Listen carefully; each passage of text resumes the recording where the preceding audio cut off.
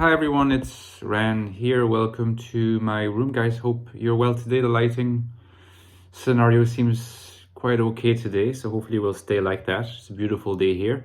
Today we're gonna take a slightly different approach, or I'm gonna experiment with a slightly new format, at least in the topics I discuss or the manner in which I approach these things. So instead of it being essentially about me talking about various INFJ topics, and I'm going to look at this angle, but also through kind of my own perspective and a perspective on sort of where I am at now. What was the past like? What do I think the future looks like? My idea would be for it to be taking a slightly more confessional approach, even though it won't exactly be a confessional as such. And so we'll see how that works. All right. So before I move on, don't forget you can get my book on the INFJ, the Ecstatic Soul. The links are below. Get your copy. It's 2 years old, but still going strong. And my new novel, The Infinite Castle, came out last year, going strong as well. Main character is an INFJ. It seems fictional. If you like Murakami and Kafka, Dostoevsky, you might just like it. Supports the channel. Also supports the channel to contribute to become a Patreon supporter. Really helps the channel, keeps it going. I was talking to my Patreon community not long ago, and I was telling them that I was interested in sort of starting a slightly more diary style series of videos, where, if you like, I don't have a set topic necessarily. The focus is more on myself and how I'm feeling and where I'm at in life, from the point of view of someone that hopefully some people can relate to because of a shared type, shared interest in personality, or other shared interests as identified in the course of watching my content.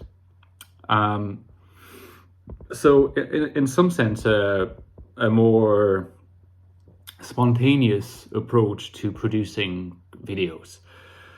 Because you see, I've been making videos for about 5 years now, which sounds like a lot, and there have not been that many long interruptions.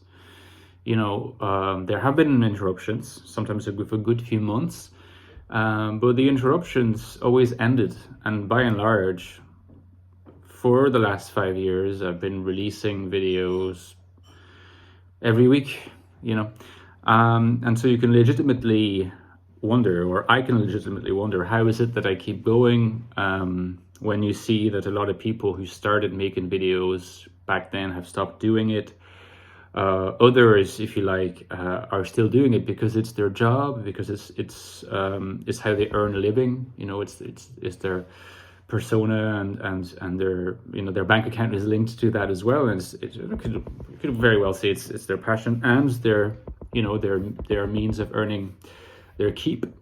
But it's not my case. It's not my case. I do not make any money from my first of all, I do not make any money from my YouTube channel. It is true that I do make a little bit of money from my book sales, which I can't promote anywhere else than on this channel, which is also why I do still promote them. I try to shorten the amount of time that I spend promoting them, but I do get a bit, but it's not a huge amount. It's not by no means like anything like a salary. It's very, very far from that.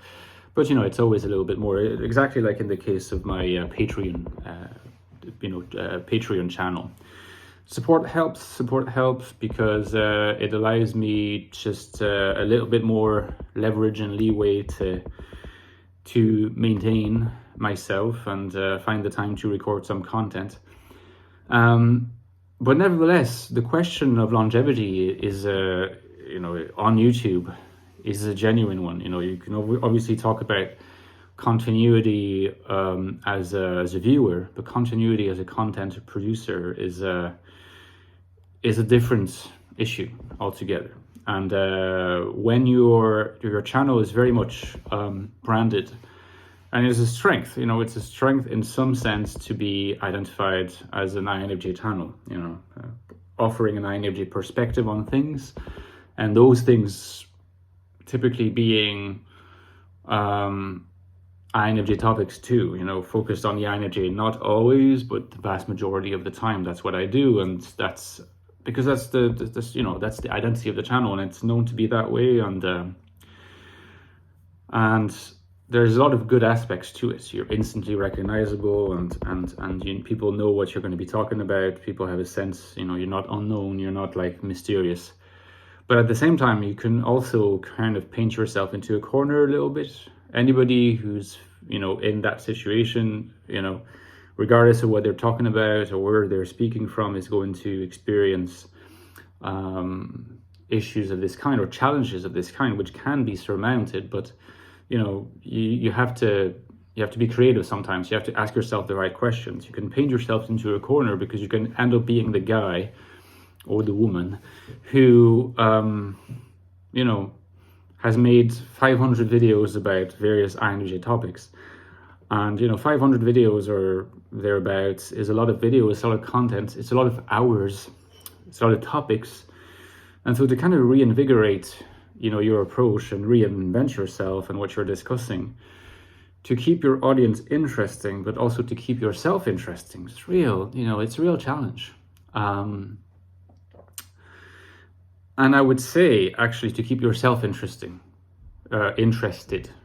is in fact, keeping yourself interested is the key to keeping yourself being interesting to people. Because if people can sense that you're bored by what you're talking about, that you're doing something just because it's your routine or your duty, it's just like, your video that you release on this time of the week and then another time of the week, sooner or later, the people might not phrase this to themselves, they might not verbalize the thought, but they'll have the thought that, you're bored by your own content, and you, in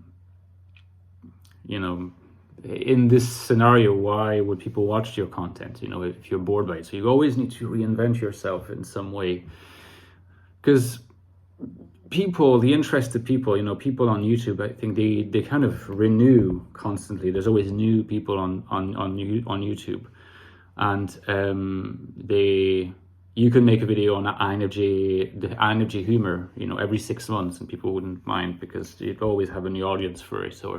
But you yourself are aware that you're constantly revisiting the same thing. As long as you have angles that, new angles that you can explore a topic from, you're good to go, and you can keep yourself interested. But even the stock of different angles sometimes can prove to be finite. And so you reach a stage where you always have to ask yourself, okay, so what am I gonna do now? There's also some content creators who are able to, if you like, disguise the fact that they're a bit bored. So their tone, the format is made in such a way that, they still seem like they're into it and people consume their content. And so they just go on in this way. But there's going to be content creators for whom this question is very important and they need to be able to resolve it. And I am certainly one of these people. Always looking for strategies to, create video content that I'm excited about. Because if I'm not excited about it, if I'm just doing it because it's my duty, in some sense I feel like, I feel like I'm not being completely sincere, possibly falling into what we know to be an occasional pitfall for an FE user. And if you're a high FE user, and INFJs are high FE users, the sense that you're what people expect of you, what people expect to be you to be doing on this occasion, to be saying, to be providing to them, or to whatever role you're expected to be performing, can sometimes, when you're a high FE user, and I'm sure some of you guys will relate to this, can what you're expected to do can take precedence over what you really want to do, and in such a way that over time you can even lose a bit of a grasp of what it is that you want to do. It becomes obscure because you've become so good at mixing it up with what you sense that you're expected to do. So you sort of, in a kind of perverse sense, convince yourself that what you're expected to do is what you want to do, and that's actually a trickier position than the earlier state where you're at least aware of what you want to do and of the compromises you make. Some compromises are inevitable, other ones are, avoidable, and you can sort of confront that fact. But when you lose even a grip on what it is that you want to do, that's when it gets tricky. And I find, that can happen in many areas of life, but as a content creator on YouTube, I do experience that sometimes. I'm like, okay, next video, am I just going to release a video which accords with my sense of what people expect and what would make them happy, but at the cost of maybe being insincere to them and to myself? Or will I just take a moment to reflect and be like, okay, I'm not going to do that, because I wouldn't be completely transparent and honest. So let's try something else. So, I might have tried to take like a philosophical approach to the INFJ topic, or sometimes release content that doesn't have anything to do with INFJs, or in a very indirect way, or something about another type, or talking about other systems. Not worrying too much about your viewer count, because obviously if you make a topic that tends to veer away from what people expect, at least initially, you'll get fewer views. But that ought to take precedence. If that's what you want to do, it's more important, because that's how you will keep yourself going. And if you keep yourself going, you might well return to a stage, or at some stage, you actually want to return to talking about the INFJ topics, the traditional INFJ topics, if you like. It's just a matter of balance and fluctuations, and knowing how to go with the flow and listen to what you want to do. So you see, I fell back into mentoring mode. Maybe an INFJ can't help himself. I was supposedly going to talk about myself. Maybe this will be for a later episode of the INFJ Confessions, but this is just to say that, producing video content over many years is not always very straightforward.